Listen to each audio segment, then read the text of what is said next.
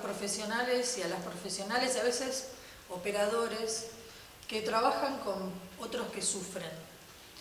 Me hice esta pregunta porque en muchos casos empecé a detectar que tienen un tipo de estrés particular que no es estrés, sino que es burnout. El burnout se describe como síndrome en la década del 80 y abarca tres variables: la baja realización profesional, la despersonalización y el agotamiento emocional.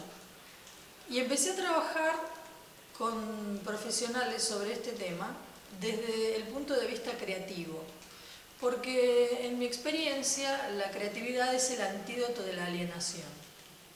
Y lo que empecé a ver era que lo que más le quema la cabeza a los profesionales que atienden a otros que sufren no es solamente la frustración por lo que cuesta sacarlos de su situación, sino que los contextos institucionales en los que se manejan son contextos tóxicos de alguna manera. Entonces quedan entrampados entre dar asistencia a otro, siendo el profesional la cara de una institución, y una institución que tiene un déficit en respaldar a ese profesional. Y en esta paradoja el profesional se quema. Hay muchas maneras de quemarse, y una de las más graves, pienso yo, es perder los ideales. Se empieza una carrera, se empieza una actividad con altos ideales en general. Las personas que trabajan ayudando a otros o educando a otros son personas que tienen una vocación profunda y muy loable y muy noble, que es estar junto a otro, ayudándolo a desarrollarse, como en el caso de los docentes, o en el caso de enfermeros, médicos, trabajadores sociales, abogados, operadores de calle, etcétera, una gran población. Estar rescatando o ayudando o acompañando personas en estado de gran vulnerabilidad. Pero con el paso del tiempo, esta frustración constante por la falta, ¿no? Aparece la falta de recursos, falta de dinero, falta de tiempo, falta y exceso de trabajo, exceso de población a la que hay que atender. Se empiezan a perder esos ideales. Y esto va en detrimento del yo, es decir, la persona se empobrece su vida social, empobrece su vida familiar y muchas veces se enferma.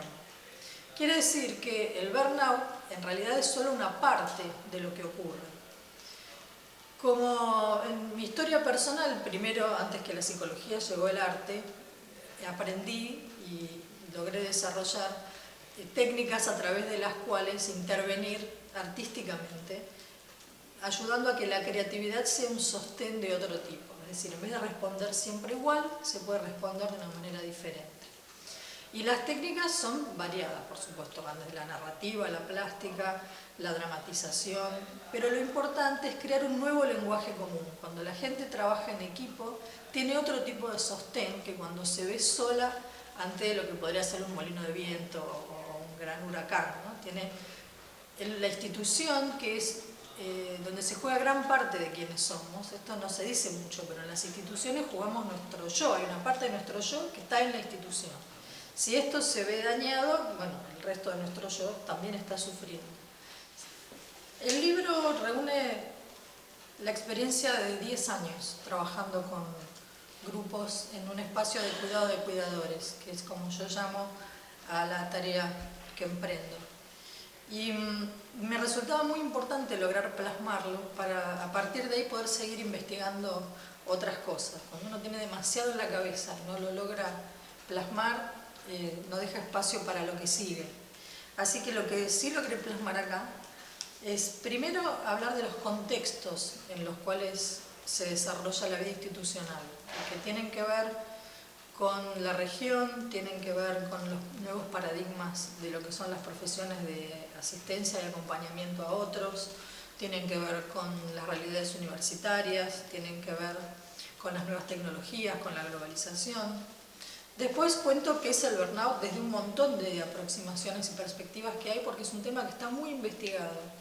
Tal vez no está tan investigado desde el punto de vista de la institución, ¿no? Como que la psicología institucional ha tratado mucho, sobre todo la línea francesa, de qué se trata el malestar en la institución, y la línea norteamericana, que es el burnout desde lo individual.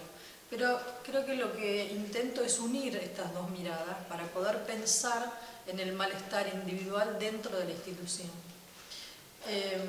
También hago algunos planteos éticos que me parece que son importantes respecto de estar frente a un grupo proponiendo que las personas reflexionen sobre su tarea y se posicionen y vuelvan a pensar en sus ideales y vuelvan a pensar en la política pública y en cuál es su lugar respecto de la comunidad, qué lugar se le asigna a un profesional o a un operador o a un docente que está en contacto con otros. Estos paradigmas han variado mucho y en el imaginario social están planteados de manera muy distinta, y trato de abordar esto y éticamente qué postura nos correspondería o quisiéramos tomar. A veces nos movemos en nuestras profesiones sin hacernos planteos, simplemente vamos en automático. Mi idea es frenar un poco y poder junto con otros hablar de esto.